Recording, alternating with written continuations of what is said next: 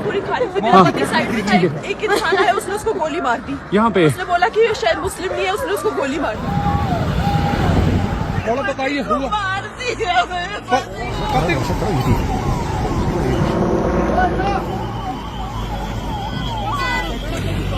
नमस्कार, आप देख रहे हैं न्यूज़ 31 और मैं हूं आपके साथ किरण। अक्सर हमने कहानियों में और फिल्मों में देखा है कि आतंकी आते हैं और कई बेकसूरों को गोली से भून कर चले जाते हैं। ना ही पुलिस उनका कुछ कर पाती है और ना ही आतंकियों के बारे में कुछ पता चलता है कि वो कौन थे और कहां से आए थे। लेकिन कश्मीर में कल कहानियों और फिल्मों के इस दृश्य को असल में देखा गया, जिसने हर एक व्यक्ति को झकझोर के रख दिया। सोचिए, आप कहीं घूमने गए हैं और कोई आके आपको इसलिए गोली मार दे क्योंकि आप हिंदू हैं, तो ये क्या दर्शाएगा। दरअसल कश्मीर की वादियां एक बार फिर आतंकवादी की गोलियों से थर्रा उठी है।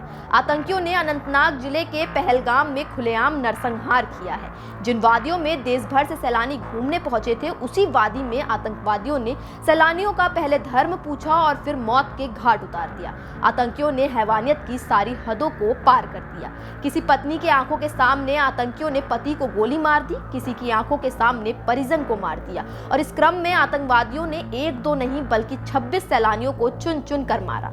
आतंकवादी का ऐसा खौफनाक खेल देख हर किसी की रूह कांप उठी। चश्मदीदों ने जो भी देखा और जो आतंकियों की गोली से बच गए, उनकी आपबीती कलेजा चीर देने वाली है। ऐसे कई वीडियोस इस वक्त सोशल मीडिया पर वायरल हो रहे हैं, जो पूरे देश को एक बार फिर सोचने पर मजबूर कर रहे हैं कि क्या धर्म के नाम पर किसी को मार देना ये कहां तक सही है, और क्या इसी आजादी के लिए हमारे वीर जवानों ने बलिदान दिया कि हम अपने ही देश में सुरक्षित नहीं हैं। आपको बता दें, अनंतनाग दक्षिण कश्मीर में आता है और ये घटना अनंतनाग जिले के पहलगाम से 6 किलोमीटर दूर स्थित पर्यटन स्थल बैसरन घाटी में हुई है। मंगलवार दोपहर में पर्यटक यहां घूम रहे थे। इसी बीच दोपहर 2:45 पर करीब 6 आतंकी पहुंचे और अलग अलग जगहों पर अटैक कर दिया।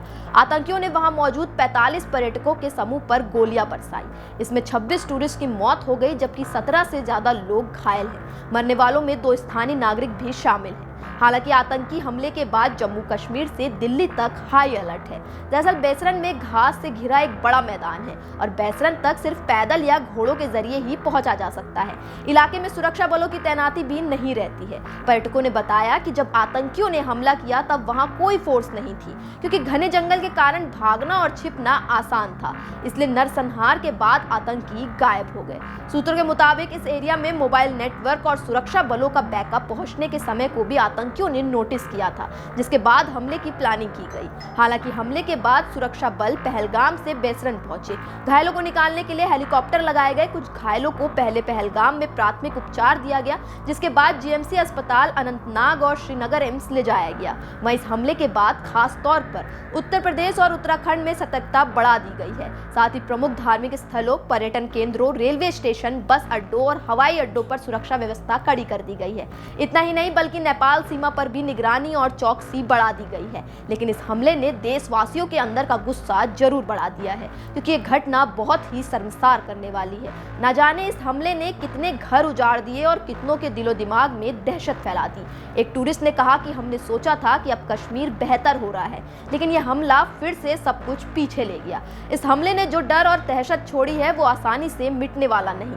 इन घाटियों ने पहले भी बहुत कुछ झेला है, लेकिन इस बार निशाना बने सैलानी, जिन्होंने सिर्फ शांति और खूबसूरती की तलाश में यहाँ कदम रखा था। हालांकि पीएम मोदी ने सोशल मीडिया एक्स पर पोस्ट में लिखा, मैं जम्मू कश्मीर के पहलगाम में हुए आतंकी हमले की कड़ी निंदा करता हूँ। जिन लोगों ने अपने प्रियजनों को खो दिया है, उनके प्रति मेरी संवेदनाएं हैं। मैं प्रार्थना करता हूँ कि घायल लोग जल्द से जल्द ठीक हो जाएं। प्रभावित लोगों को हर संभव सहायता प्रदान की जा रही है। इस निंदनीय कृत्य के पीछे जो लोग हैं, उन्हें न्याय के कटघरे में लाया जाएगा, उन्हें बख्शा नहीं जाएगा। उनका नापाक एजेंडा कभी सफल नहीं होगा। आतंकवाद से लड़ने का हमारा संकल्प अडिग है और ये और भी मजबूत होगा।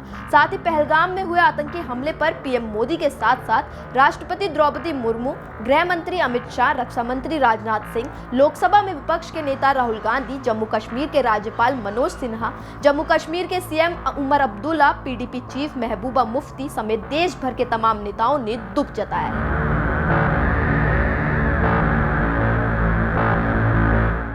हल्द्वानी में पहली बार एक ऐसी दुकान जो खुली रहे 24/7। हर वक्त ग्रोसरीज, स्नैक्स और जरूरी सामान के लिए आइए माई शॉप पर, जो खुली है ठंडी सड़क में कृष्णा हॉस्पिटल के पास। तो अब रात हो या दिन, माई शॉप आपके लिए हर वक्त खुले रहेगी। घर बैठे कीजिए ऑर्डर और उठाइए बड़े शहरों का लुत्फ।